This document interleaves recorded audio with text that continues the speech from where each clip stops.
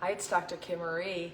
Today is my grandson's 6th birthday, and I just wanted to talk about the love that we can share with our grandchildren and the way our love in life evolves. When I had my children, I didn't think I could know any greater love. My heart just burst open. And there was also fear that came with it. There was this fear to protect. There was a sense of responsibility that was very heavy to carry at times because the love was so big. And I understand that. And I think that's what makes it different as a grandparent who doesn't have the same responsibility. And the other thing about being a grandparent is that we've had the time to go through the child's raising years and then miss that time, miss the fact that they grow so quickly, and that we focus sometimes on the things that are unimportant, and it goes by like a blink of an eye. So when we get the opportunity again from our children who we love so much and are a much different relationship as grown-ups, we miss that little essence. We miss the innocence. We miss the way they need us and the way they love us in such a unadulterated way. They just love us so fully, and they show it in such a way that changes as we grow, right? So we get this grandchild, and just watching my grandchild be brought into the world, and watching my daughter go from my little girl to a woman, a mom, before my eyes, just was the most beautiful thing I've ever seen. I burst into tears, and it just hit me on such a deep level. And my little Tommy is a lot of things. He's a ball of joy. He's a ball of energy. He has good habits. He has not so good habits. He does things that are very well behaved and things that are not very well behaved. And no matter what, there is nothing that child can do that doesn't make my heart burst with love for him. And imagine being loved in that way. Imagine, no matter what you do, it's forgivable.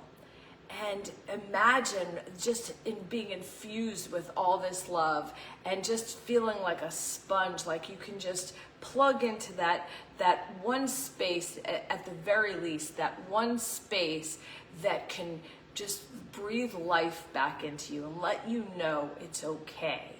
That's a pretty powerful thing.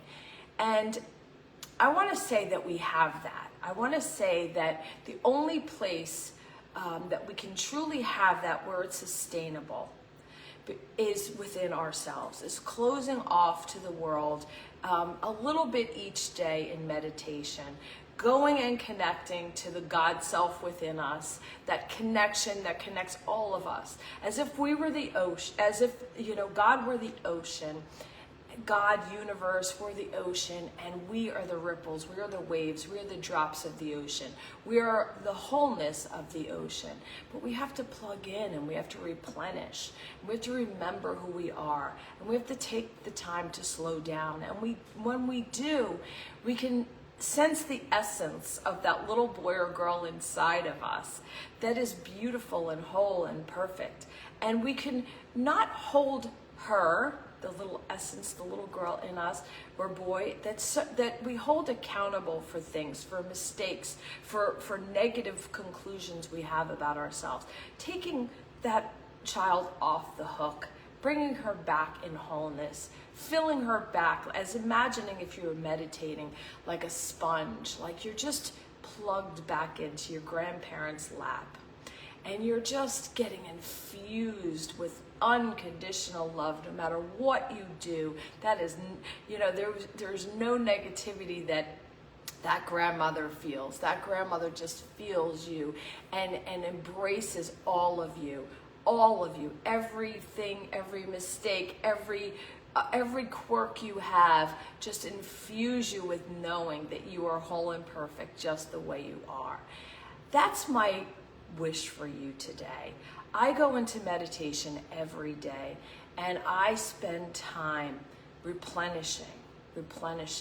And when I bring a client through meditation for, usually it'll be a moment, a few minutes of meditation, we're bringing them back to remembering that child, that essence, that purpose, that lightness within themselves. We're imagining that they are like that sponge sitting in like a big pillow of light, of comfort, of safety, and having all the angels and all the highest light beings just sending all their beams of light back into them to remember who they are.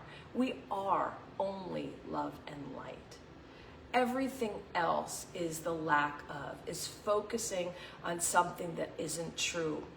So it's getting back in that nature, getting back in that rhythm of remembering of connecting with the God presence within us, in connecting with the all connectedness, right? We are, whatever you believe, whatever your faith is, we can't deny that we're all connected, that we are part of the same microcosm, right? That's why we can sense when something is off. We can think about someone and then they call. We can sense when someone's in the room.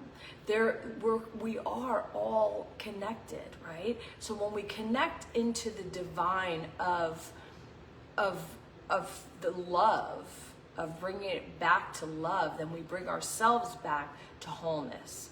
If we focus on the disconnection, the things that are different, then that brings us into the illusion that we're separate.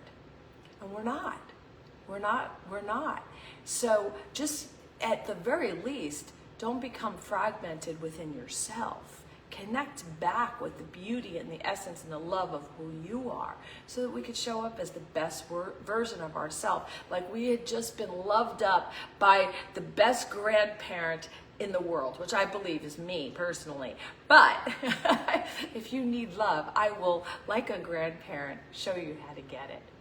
So I love you so much, and I hope that speaks to you, speaks to your heart, and speaks to your soul, stirs it up, lets you know that every single person has a very important purpose here and that you need to be celebrated. I love you. Bye-bye.